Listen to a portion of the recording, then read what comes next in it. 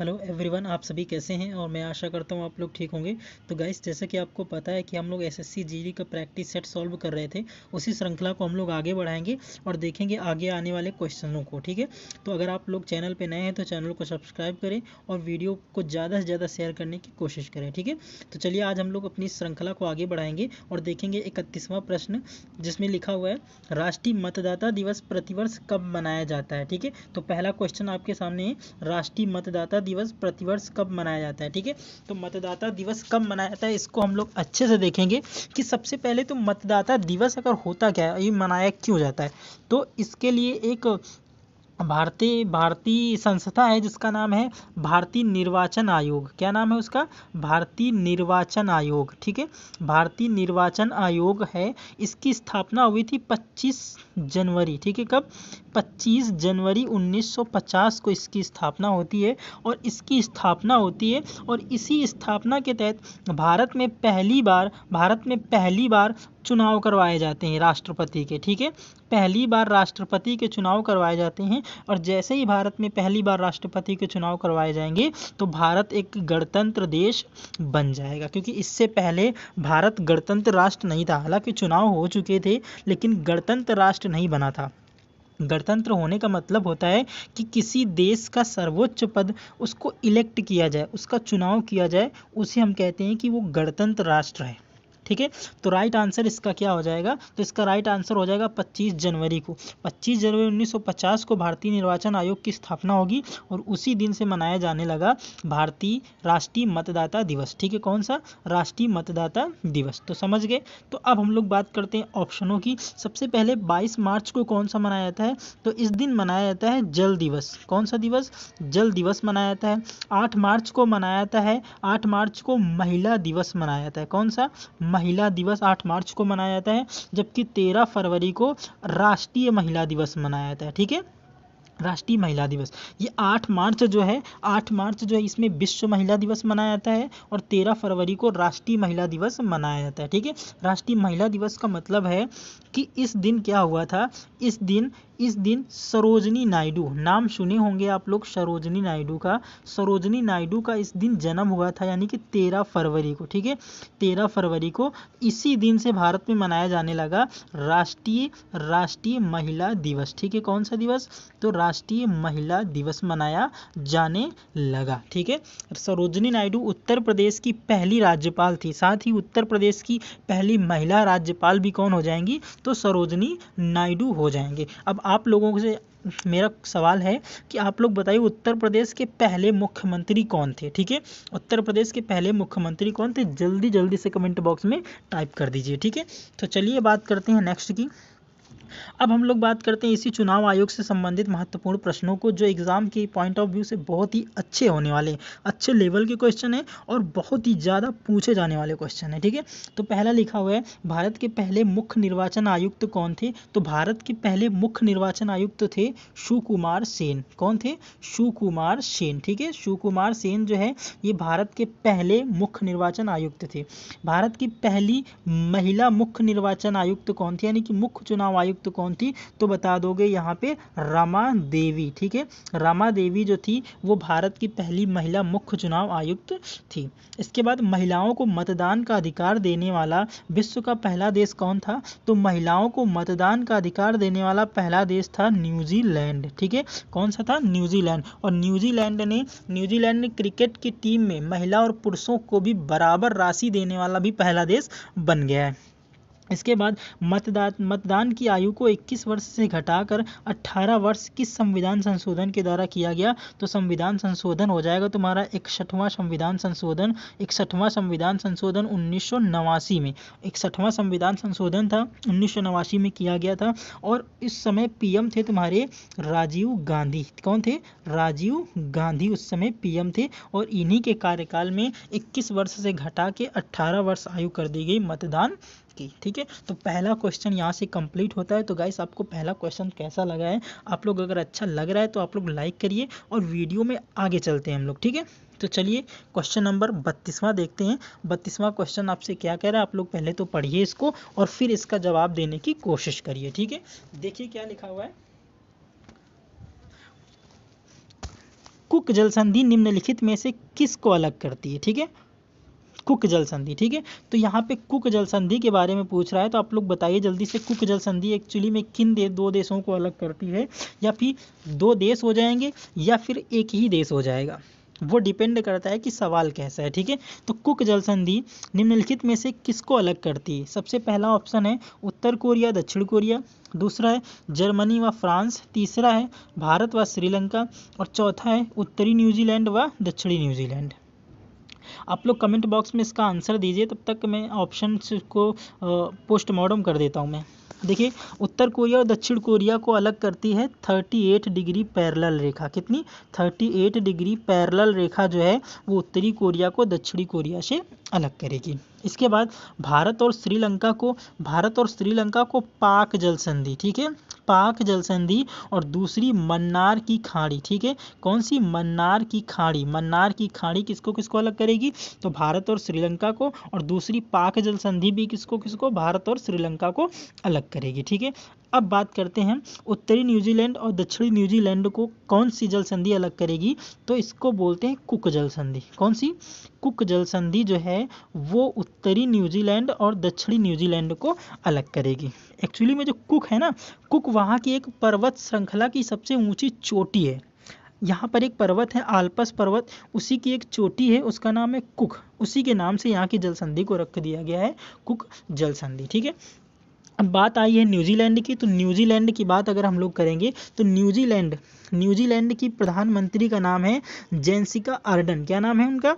Jessica Ardern, ठीक है, यहाँ की प्रधानमंत्री हैं और ये महिला हैं, ठीक है, ये क्या है? महिला है, इसलिए भी ज़्यादा इम्पोर्टेंस हो जाएगा, ठीक है। ये किस महाद्वीप में स्थित है? तो आप लोग बताओगे ऑस्ट्रेलिया महाद्वीप में स्थित है, ठीक है, ऑस्ट्रेलिया महाद्वीप में स्थित है, एक छोटा सा द्वीप है, ठीक है, एक छोटा सा द्वीप है, ठीक है। कौन सा? तो बताओगे न्यूजीलैंड। किस महाद्वीप में स्थित है? ऑस्ट्रेलिया महाद्वीप में स्थित है, ठीक है, ऑस्ट्रेलिया महाद्वीप में स्थित है।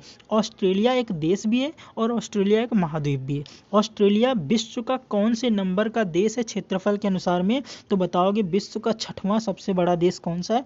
ऑस्ट्रेलिया है।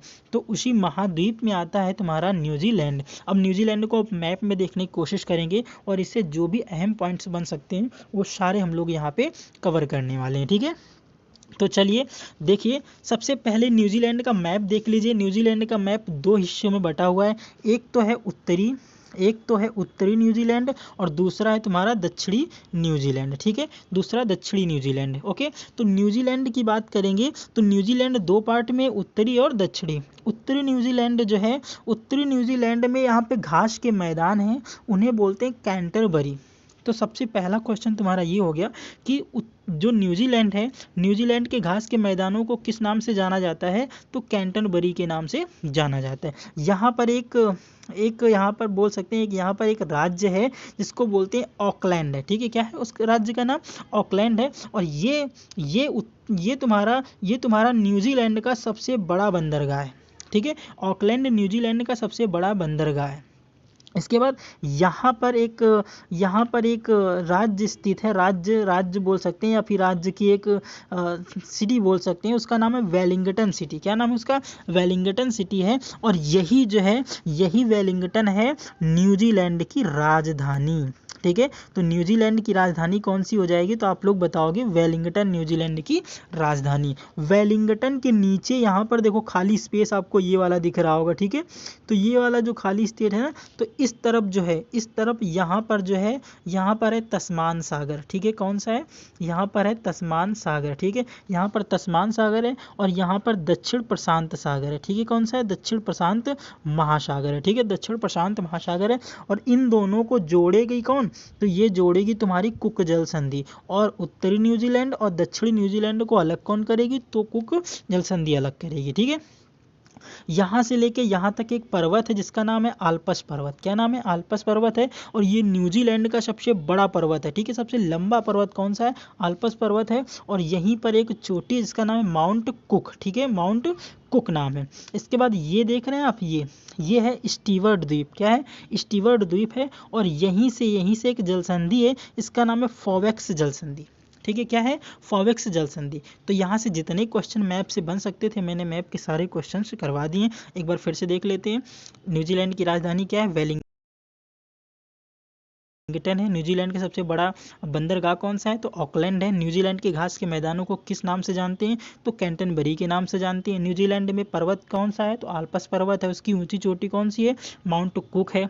ठीक है, और न्यूजीलैंड की राजधानी क्या है, तो वेलिंगटन राजधानी। ठीक है, न्यूजीलैंड को, उत्तरी न्यूजीलैंड व दक्षिण न्यूजीलैंड को अलग कौन करता है, तो बताओगे, कुक जल संधि अलग करती है। ठीक है, तो कैसा लगा क्वेश्चन दूसरा। ठीक है, अब हम लोग बात करते हैं क्वेश्चन नंबर 33वें की। अब देखिए, थार का मरुस्थल किन दो देशों में स्थित है।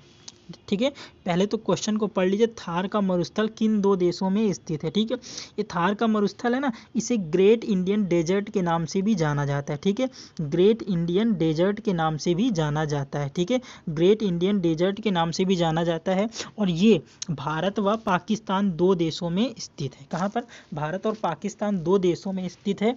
और इसके अगर कुल क्षेत्रफल की अगर हम लोग बात करेंगे तो इसका कुल क्षेत्रफल है 2 लाख किलोमीटर। कितना है, 2 लाख किलोमीटर। ठीक है, 2 लाख किलोमीटर स्क्वायर इसका क्या है, इसका क्षेत्रफल है। और ये जो है 1,80,000, ठीक है, 1,80,000 किलोमीटर स्क्वायर जो है इसका क्षेत्रफल भारत में पड़ता है। और बाकी 20,000 जो तुम्हारा बचा वो तुम्हारा पाकिस्तान में पड़ता है। ठीक है, तो 2 लाख किलोमीटर स्क्वायर इसका कुल क्षेत्रफल है, जिसमें 20,000 जो है वो पाकिस्तान में, जबकि 1,80,000 कहाँ पड़ेगा, वो भारत में पड़ेगा। ठीक है, सबसे पहली बात करें तो ये ग्रेट इंडियन डेजर्ट के नाम से इसे जाना जाता है। और यह एक शुष्क मरुस्थल है। कैसा है, यह शुष्क मरुस्थल है। शुष्क मरुस्थल का मतलब जानते हो, शुष्क का मतलब होता है ये ठंडा मरुस्थल है। कैसा है, ठंडा मरुस्थल है। ठंडा मरुस्थल रात में तो ठंडा हो जाता है, लेकिन दिन में कैसा हो जाता है, दिन में बहुत गर्म हो जाता है। ठीक है, अब हम लोग बात करेंगे इसके एक्सप्लेन की। भारत के राजस्थान में, पाकिस्तान में विस्तृत यह मरुस्थल भारत का सबसे बड़ा मरुस्थल है। बात कर दी मैंने यहाँ पे। यहाँ प्राकृतिक गैस व पेट्रोलियम के निक्षेप मौजूद हैं। यह शुष्क मरुस्थल है। विश्व का सर्वाधिक जनसंख्या वाला मरुस्थल यही थार का मरुस्थल है। इसे ग्रेट इंडियन डेजर्ट के नाम से भी जाना जाता है। ठीक है, तो चलिए क्वेश्चन नंबर नेक्स्ट की बात करेंगे हम लोग। कैसे क्वेश्चन लग रहे हैं आप लोग बताते चलिएगा। ठीक है, थम करते चलिएगा। जितने व्यूज़ आने चाहिए उतने ही लाइक होने चाहिएगा, प्लीज़ प्लीज़। देखिए 34वां क्वेश्चन क्या लिखा हुआ है, भारत में हिमालय की सबसे ऊंची चोटी कौन सी है। ठीक है, अब देखो यहाँ पर कंफ्यूजन बड़ा होने वाला है आप लोगों को। ठीक है, क्योंकि भारत में हिमालय की सबसे ऊंची चोटी कौन सी है, और आप लोग सबसे पहले तो क्वेश्चन को पढ़ोगे नहीं और ऐसे ही सीधा ऑप्शन देख के इसमें आप लोग टिक करने वाले हो, मुझे पता है ना, क्योंकि मैं यही करता था। ठीक है, मैं यही करता था, वैसे भी आप लोग ही करने वाले हो। ठीक है, तो आप लोग उस गलती से बचो जो मैंने गलती की है, वो आपको गलती नहीं दोहरानी है। और इसको सीधा सा आप पढ़ना है पहले, सबसे पहले कि भारत में हिमालय, ठीक है, जैसे ही हिमालय शब्द आ जाए ना तो वैसे रुक जाइए। मैं एक बार मैप बना के यहाँ से मैं आपको बता दूं। ठीक है, ये तुम्हारा जो कश्मीर वाला इलाका है, ठीक है, कश्मीर वाला इलाका मैंने वहाँ का मैप बनाया। और सबसे पहले यहाँ पर जो है, यहाँ पर ट्रांस हिमालय, ठीक है, ट्रांस हिमालय, ठीक है, ट्रांस हिमालय हिमालय से भी बहुत पहले बना था। यानी हिमालय तो ट्रांस हिमालय के बाद में बना है, ठीक, लेकिन जो ट्रांस हिमालय, ठीक है, ट्रांस हिमालय वो बहुत ही पहले था। इसके बाद ट्रांस हिमालय की तीन तीन तीन भाग हैं। कितने भाग हैं ट्रांस हिमालय के, 3 भाग हैं। ठीक है, सबसे पहले को क्या बोलते हैं, सबसे पहले को बोलते हैं काराकोरम। क्या बोलते हैं इसको, काराकोरम बोलते हैं पहले को। ठीक है, पहले को काराकोरम बोलेंगे। दूसरे को क्या बोलेंगे, तो दूसरे को बोलेंगे लद्दाख। क्या बोलेंगे, लद्दाख। और तीसरे को क्या बोलेंगे, तो तीसरे को बोलेंगे जास्कर। क्या बोलेंगे, तीसरे को बोलेंगे जास्कर। तो ट्रांस हिमालय के 3 पार्ट कौन कौन से, काराकोरम, लद्दाख और जास्कर। और दूसरा इसके बाद यहाँ पे आएगा तुम्हारा हिमालय। ठीक है, हिमालय के भी 3 part, great Himalaya, middle Himalaya और लोअर हिमालय। ठीक है, तो जो हिमालय है ना, ये हिमालय इस वाले पार्ट की हमसे पूछ रहा है कि इस वाले पार्ट की सबसे ऊंची चोटी कौन सी है। ऑप्शन में जो दे रखा है उसे आपको टिक करना है, लेकिन यहाँ भारत भी रखा हुआ है। ठीक है, भारत भी दिया हुआ है, तो आप लोगों को सामने दोनों चीज़ों को याद रखना है। अगर केवल हिमालय पूछता तो यहाँ से माउंट एवरेस्ट इसका आंसर होने वाला था, लेकिन अगर यहाँ भारत पूछ रहा है तो इसका आंसर हो जाएगा कंचनजंगा। ठीक है, राइट लगा लीजिए आप लोग, कंचनजंगा इसका क्या हो जाएगा, करेक्ट आंसर हो जाएगा। ठीक है, माउंट केटू जो है ना, ये काराकोरम जो है ना, ट्रांस हिमालय की पहली श्रेणी, ठीक है, जिसे बोलते हैं काराकोरम, इसकी सबसे ऊंची चोटी कौन सी है, इसकी सबसे ऊंची चोटी जो है वो गॉडविन ऑस्टिन या फिर कि माउंट केटू है, ठीक है। अच्छा, अब चलिए इसके एक्सप्लेन की बात कर लेते हैं कि जो माउंट एवरेस्ट है, माउंट एवरेस्ट जो है इसे माउंट एवरेस्ट को नेपाल में सागरमाथा के नाम से जाना जाता है, ठीक है, सागरमाथा के नाम से जाना जाता है। इसकी ऊंचाई 8,848, ठीक है, 8,848.86, ठीक है, ये इसकी मीटर, इतनी इसकी लंबाई हो जाएगी। इसे नेपाल में सागरमाथा के नाम से जानते हैं, चीन में इसे चोमलुंगमा, ठीक है, चोमलुंगमा के नाम से जाना जाता है, ठीक है, किसके नाम से, चोमलुंगमा के नाम से चीन में जाना जाएगा, और जबकि ऑल वर्ल्ड में इसे माउंट एवरेस्ट के नाम से जाना जाता है। कंचनजंगा सिक्किम में स्थित है, कंचनजंगा सिक्किम में स्थित है, और 8586, ठीक है, 8586, ठीक है, 8586 मीटर इसकी क्या है, इसकी ऊंचाई है, और ये भारत के सिक्किम राज्य में स्थित है, इसलिए पूरी तरह भारत में है, ठीक है। जबकि माउंट केटू की बात करेंगे तो इसकी ऊंचाई जो है वो 8611 मीटर है, और ये पीओके में स्थित है। कहाँ पर स्थित है, पीओके में स्थित है, यानी पाकिस्तान में स्थित है। और ये किसका भाग है, मैंने आपको बता दिया कि ट्रांस हिमालय की काराकोरम श्रेणी का भाग है, ठीक है। तो यहाँ से क्वेश्चन कंप्लीट हो गया गाइस, ठीक है। अब हम लोग इसके एक्सप्लेन की बात कर लेते हैं। सबसे पहले कंचनजंगा की बात करें तो कंचनजंगा भारत के सिक्किम राज्य में स्थित है, जिसकी ऊंचाई 8586 मीटर है। कंचनजंगा भारत में हिमालय की सबसे ऊंची चोटी है, यह विश्व की तीसरी सबसे ऊंची चोटी है। माउंट एवरेस्ट, अब माउंट एवरेस्ट की बात अगर हम लोग करेंगे तो माउंट एवरेस्ट जिसे नेपाल में सागरमाथा के नाम से जानते हैं, इसकी ऊंचाई 8,848.86 मीटर है। यह विश्व की सबसे ऊंची चोटी है, यह हिमालय की सबसे ऊंची चोटी है, ठीक है, हिमालय की भी सबसे ऊंची चोटी ला लो, याद रखना यहाँ से। चीन में इसे चोमेलुंगमा के नाम से जाना जाता है, ठीक है। अब देखो माउंट केटू की बात करेंगे तो यह चोटी काराकोरम श्रेणी का भाग है, जो पीओके के पास स्थित, यानी कि पीओके यानी पाक अधिकृत कश्मीर के पास ये स्थित है। इसकी ऊंचाई 8611 मीटर है, मैंने डिस्कस कर लिया है। और ये भारत की सबसे ऊंची चोटी है, भारत की सबसे ऊंची चोटी तो गॉडविन अस्टीन, लेकिन भारत में हिमालय की सबसे ऊंची चोटी तो जाओगे कंचनजंगा के पास। इसके बाद काराकोरम को तिब्बत में कैलाश पर्वत के नाम से जाना जाता है, ठीक है। तो तिब्बत में कैलाश पर्वत के नाम से काराकोरम को जाना जाता है, ये भी आप लोगों को पता होना चाहिए, ठीक है। तो चलिए अब हम लोग बात करते हैं क्वेश्चन नंबर नेक्स्ट की। देखिए गोकुल ग्राम योजना निम्नलिखित में से किस राज्य से संबंधित है। तो गोकुल ग्राम योजना का गोकुल का संबंध क्या हो जाएगा, तो गोकुल जैसे ही शब्द आए गोकुल तो आप लोग बताना कि इसको दूध से संबंधित है, किससे संबंधित है, दूध से संबंधित है, दूध से संबंधित है। और ये किस राज्य की है, तो ये बता दोगे गुजरात राज्य की योजना है। इसके बारे में एक्सप्लेन देख लेते हैं। गोकुल ग्राम योजना गुजरात से संबंधित है। गोकुल ग्राम योजना दुग्ध उत्पादन को बढ़ावा देने के लिए शुरू की गई थी। गोकुल ग्राम योजना की शुरुआत गुजरात सरकार द्वारा 1995-96 में की गई थी, जो 5 वर्ष की अवधि के लिए शुरू की गई थी, जिसका उद्देश्य गांव को मूलभूत आधारभूत संरचना तथा बेहतर परिवेश उपलब्ध कराना था, ठीक है। अब बात करते हैं क्वेश्चन नंबर नेक्स्ट की, और क्वेश्चन नंबर देख ले नेक्स्ट 36 है। हिंदुस्तान सोशलिस्ट रिपब्लिक एसोसिएशन की स्थापना किसके द्वारा की गई थी, ठीक है। तो HSRA, ठीक है, HSRA यानी कि हिंदुस्तान सोशलिस्ट रिपब्लिकन एसोसिएशन की स्थापना किसके द्वारा की गई थी। तो ये हो जाएगा, इसका आंसर क्या हो जाएगा, इसका आंसर हो जाएगा भगत सिंह। और यहाँ से HRA हिंदुस्तान रिपब्लिकन एसोसिएशन की स्थापना जो है वो की गई थी किसके द्वारा, तो ये चंद्रशेखर आज़ाद के द्वारा की गई थी।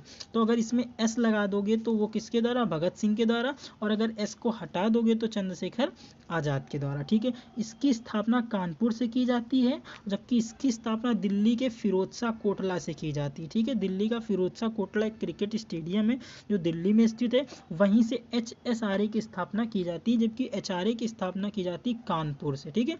कानपुर से चंद्रशेखर आज़ाद करेंगे, और इसी के द्वारा लखनऊ जो ट्रेन डकैती हुई थी उसको अंजाम दिया गया था, इसी संस्था के द्वारा, ठीक है। तो इसकी स्थापना कौन करेगा, तो चंद्रशेखर आज़ाद करेंगे HRA की स्थापना, जबकि HSRA की स्थापना यानी कि हिंदुस्तान सोशलिस्ट रिपब्लिकन एसोसिएशन की स्थापना कौन करेगा, तो भगत सिंह इसका राइट आंसर हो जाएगा, ठीक है। तो चलते हैं इसके एक्सप्लेन के बारे में देखते हैं। हिंदुस्तान सोशलिस्ट रिपब्लिकन एसोसिएशन की स्थापना 1928 में भगत सिंह ने दिल्ली के फिरोज शाह कोटला मैदान में की थी। 1924 में चंद्रशेखर आज़ाद एवं सज्जन सान्याल के द्वारा कानपुर में हिंदुस्तान रिपब्लिकन एसोसिएशन की स्थापना की गई थी। इसी संगठन ने 1925 में काकोरी रेल डकैती को सफलतापूर्वक अंजाम दिया। वीर सावरकर के द्वारा 1904 में अभिनव भारत नामक एक थी। उधम सिंह ने 1940 में जो जलियांवाला बाग हत्याकांड का जो दोषी था उसको कहाँ मारा था जाके, उसको लंदन में गोली मारकर हत्या कर दी थी और इसके बाद 1940 में इन्हें वहीं पर फांसी की सजा दे दी गई थी। ठीक है, अच्छा आप लोग ये बताइएगा कि जो वीर सावरकर हैं क्या ये चिड़िया के पंख में बैठ करके सेलुलर जेल से निकल के पूरे भारत का भ्रमण करते थे? ये बात सत्य है क्या? ऐसा हो सकता है क्या? ऐसा हो सकता है? आप लोग बताइए। नहीं ना, लेकिन कर्नाटक में एक बुक है, उसको पब्लिश किया गया, सरकारी बुक थी। ठीक है, सरकार के द्वारा उसको पब्लिक कराया गया और उसमें ये मनगढ़ंत कहानी इसमें जोड़ी गई। तो आप बच्चों के मन में क्या डालना चाहते हैं? बच्चों के मन में क्या डालना चाहते हैं कि वीर सावरकर कोई भगवान थे या वीर सावरकर कोई ऐसी आत्मा प्रवेश कर गई थी कि वो इतने छोटे हो जाते थे कि चिड़िया के पंख में बैठ जाते थे, और जब वहाँ कोई खिड़की नहीं थी, वहाँ सिर्फ एक चिड़िया आने की जगह नहीं थी, तो वहाँ से चिड़िया आती कैसे? और चिड़िया आ भी जाती तो तुम इतने बड़े घोड़े जैसे थे उसमें बैठ के निकल कैसे गए? ठीक है, तो ये सरकार की बस नाकामयाबी है और कुछ नहीं। अब क्या कह सकते हैं, सरकार को ऐसे पता नहीं ऐसे विडंबना भरी चीज़ों को शामिल करने की क्या ज़रूरत थी जिससे लोगों के मनों में सवाल उठे और एक विवाद का कारण बने।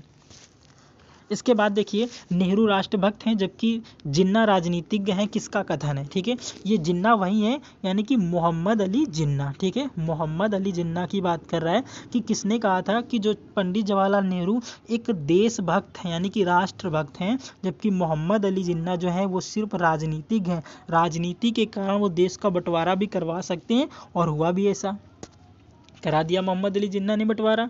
एक ही रट लगाया था कि हमें पाकिस्तान चाहिए, पाकिस्तान चाहिए, और पाकिस्तान हो गया तो भीख मांग रहा है पाकिस्तान। अब क्या करोगे? देश में शामिल होते तो इतने सारे रिसोर्सेस जो हम लोगों को वहाँ से मिल जाते, ईरान वगैरह इराक वगैरह से 10 रुपये 15 रुपये में पेट्रोल बिकने वाला था भारत में, तुम भी खरीदो उतने में, हम भी खरीदें उतने में। क्या मिला दोनों को? लेकिन क्या बताएं अब, इसके ऑप्शन देख लीजिए आप लोग। सरदार पटेल इसका आंसर हो जाएगा कि मोहम्मद इकबाल हो जाएगा कि महात्मा गांधी हो जाएगा कि मौलाना अबुल कलाम आज़ाद हो जाएगा। ठीक है, तो इसका राइट आंसर हो जाएगा मौलाना अबुल कलाम आज़ाद। इनकी एक पुस्तक है जिसका नाम है इंडिया विंस फ्रीडम। क्या नाम है इसका? India wins freedom. India wins freedom में इन्होंने इस बात का जिक्र किया है कि नेहरू एक राष्ट्रभक्त हैं जबकि जिन्ना एक राजनीतिज्ञ हैं।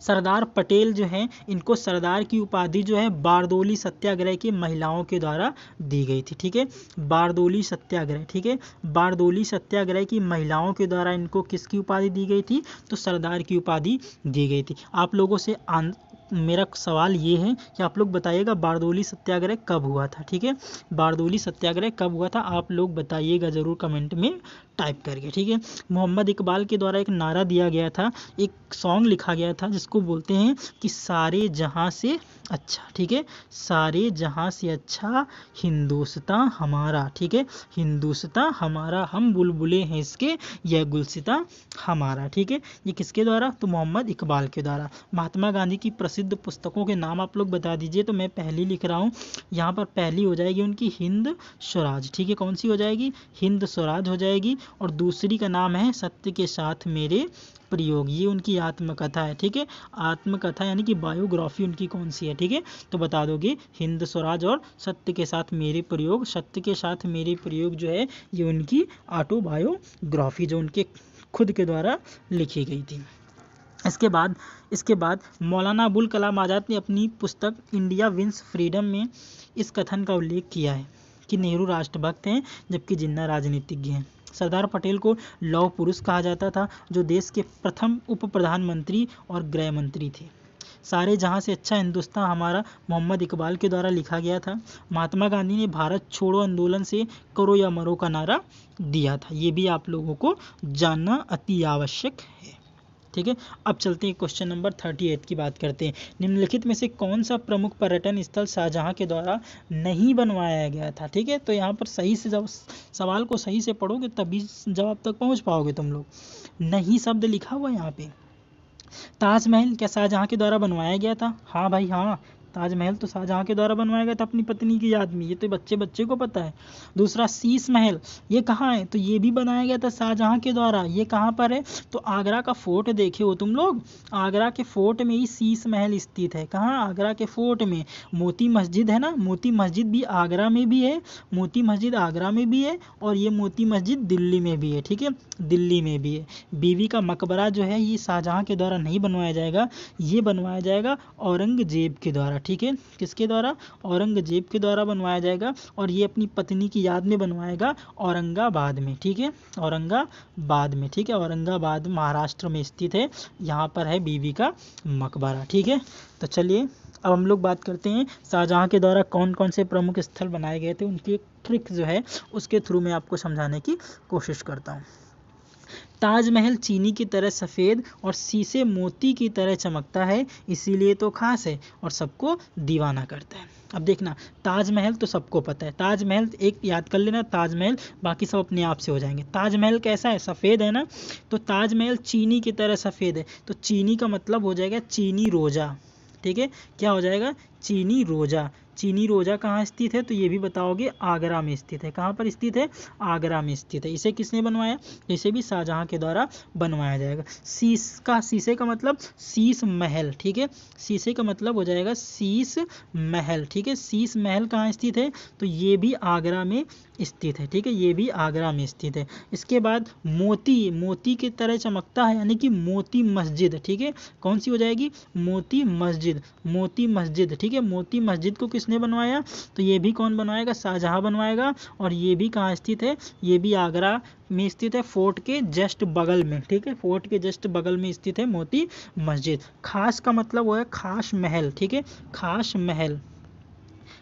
महल भी कहाँ स्थित है, ये भी आगरा में स्थित है, और इसको भी शाहजहां बनवाएगा, ठीक है। इसके बाद दीवाना यानी कि दीवाने खास, ठीक है, कौन सा, दीवाने खास, ठीक है, दीवाने खास और दीवाने आम, ये दोनों के दोनों कहाँ स्थित हैं, दोनों के दोनों आगरा फोर्ट के अंदर स्थित हैं, और ये भी कौन बनवाएगा, तो ये भी शाहजहां बनवाएगा, ठीक है। तो मैंने ट्रिक के सारे आपको सारे के सारे वो याद करवा दिए जो याद करना बड़ा मुश्किल था, और जिनको याद करने में बहुत ही आफत आती है, तो वैसे क्वेश्चनों को हमने ट्रिक के साथ याद करवा दिया शाहजहां के द्वारा बनाए गए प्रमुख पर्यटन स्थलों को, ठीक है। तो अब बात करते हैं प्रश्न नंबर 39 की। त्रिपुरी संकट की समाप्ति के बाद कांग्रेस का अध्यक्ष किसे बनाया गया। देखो, त्रिपुरी संकट एक्चुअली में कहानी क्या थी कि 1938 का जो कांग्रेस का अधिवेशन था उसको आयोजित किया गया हरिपुरा में। कहाँ पर, हरिपुरा में उसको आयोजित किया गया।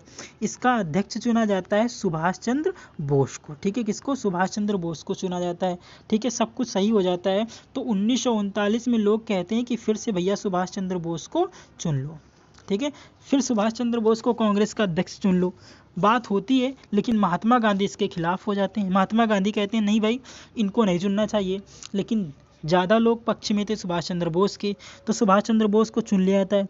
लेकिन महात्मा गांधी कहते हैं देखो, अब की बार ऐसे नहीं चुना जाएगा, अब की बार इसके लिए क्या होगा, इसके लिए इलेक्शन होगा, कांग्रेस के पद के लिए क्या होगा, इलेक्शन होगा, और इलेक्शन हुआ, ठीक है। तो महात्मा गांधी ने अपनी तरफ से पंडित जवाहरलाल नेहरू को खड़ा किया, ये पंडित जवाहरलाल नेहरू, लेकिन पंडित जवाहरलाल नेहरू ने कहा भैया हम सुभाष चंद्र बोस के सामने नहीं खड़ा हो पाएंगे, ठीक है, उसके सामने जो भी खड़ा होगा वो ऐसे भी हार जाएगा पहले ही।